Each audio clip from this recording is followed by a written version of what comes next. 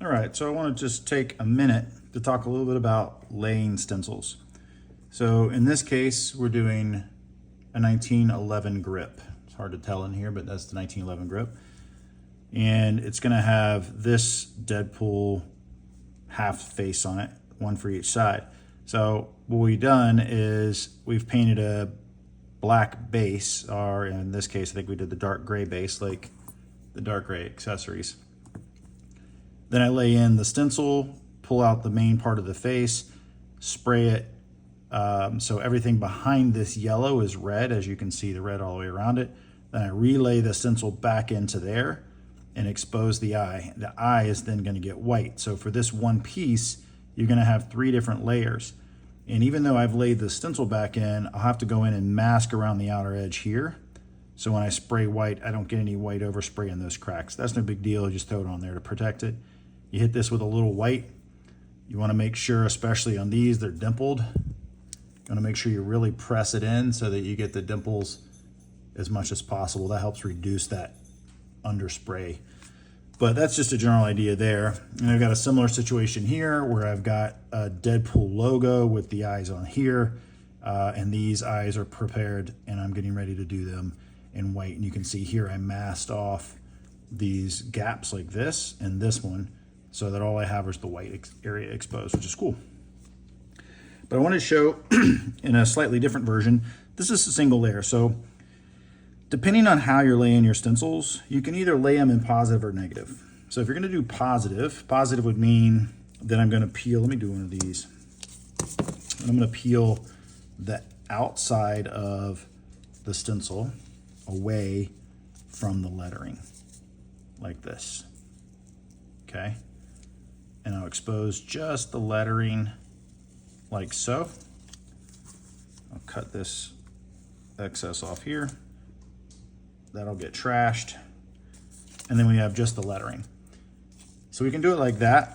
You go in, you pull out your in-between pieces with your blade. This is why I always talk about making sure you have a really sharp blade, because you want to make sure you have this sharp tip so that you can grab the pieces.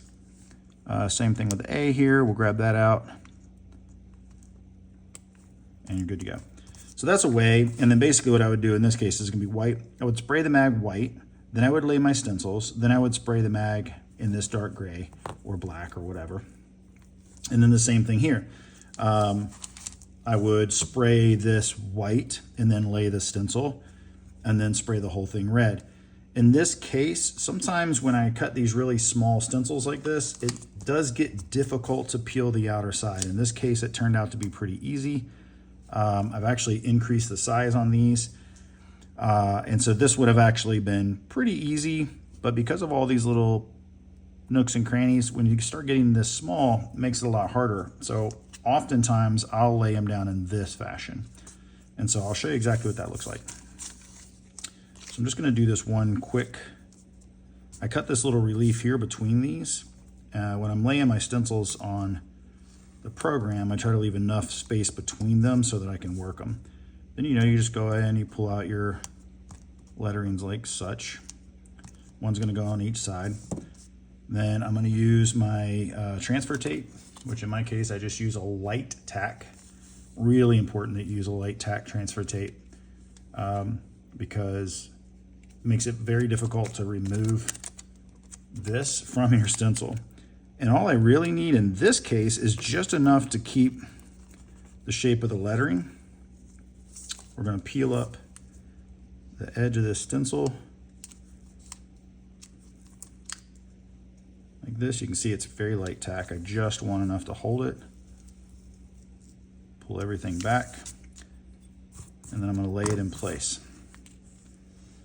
So one of the things that I will do on here, which I almost forgot, sorry about the camera shake, I forget that this whole thing shakes, is in this case I want to make sure that my stencils are evenly spaced on both sides. So I'm just going to use this tape to make sure I have a little bit of space. That way when I lay my stencil down, I know that it's going to stop here, and when I do it on this side, it's going to start here. Seeing it's going to be in reverse, obviously. And then we're going to go ahead and throw that stencil. So I don't know if we can see through this or not, but ultimately I'm just looking at the bottom so I can see through this stencil. That's how I'm gauging where it is. You can see there's the green tape. So I'm just going to come just past that. There's the bottom. I'm going to come just up from that, and I'm going to lay my stencil in. Now I know that it's level, and I'm going to have the same approximate spacing on the opposite side. I'm going to lay this in, and this is why the light tack is so important, because I need to be able to pull this right off like that. Now, again, with these tiny little pieces, all these spaces right here, I want to make sure that I'm getting them as tight as I can so that when I spray, I don't get underspray. Gonna run that right over. We're gonna repeat this process for the other side. We'll mask this off. We just put a little blue tape over here. Make sure this is all masked. I'm gonna go back with my white and I spray, and I always will spray a really light spray first to let it tack up, and then I'll just press in to make sure right before I spray my final, make sure all that's pressed in, and then I'll put that back on there with the next coat. So do the same thing for the mag, like this. These pieces will go down the same way. So again, it just really depends on how you want to go about it. If you want to go in a positive, paint, layer stencil, paint again, which I do all the time. In this particular case, this is just kind of the process that I have for this one. And it just seems to work out better for me, but I don't know. Sometimes I change my mind, but that'll work a lot. In this particular case, we did the opposite, where I laid the lettering down where it says Deadpool across here, and then sprayed the whole thing, and then I'll go back in and do the eyes afterwards. So just different layers, different ways to think, but it'll help you understand when you are laying stencils, whether you're buying my stencil packs or creating your own, some ways to think about it. Hope this helps. Deuces. Drop me a follow and a like, and I would appreciate it.